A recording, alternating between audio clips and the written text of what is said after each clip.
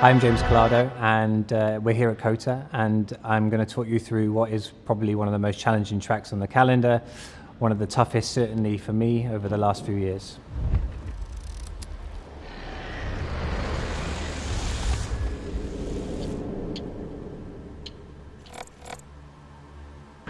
Down the main straight, going into turn one, very elevated, higher than what you think.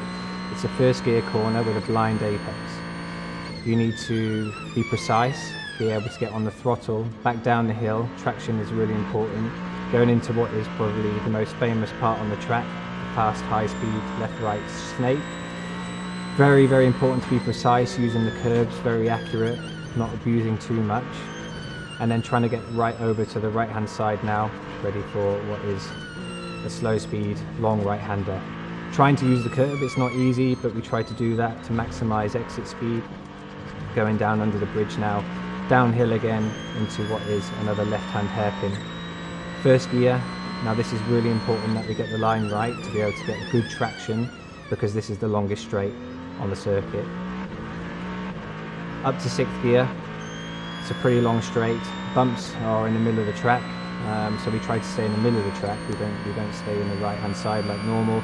We come back over at the last moment, brake at the 100-meter mark.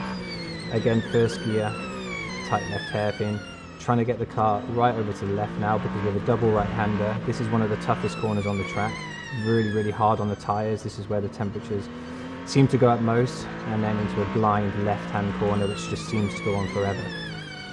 Again, using all the track available on the exit, we try to get the traction down into what is a really high-speed corner, trying to keep the car on the inside all the way around into what is the last sector, into a fast left, which is really tough to stay within track limits. As you can see, it's really on the limit.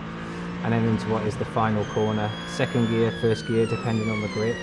They're using all the track available down the start-finish line, ready to start the second lap.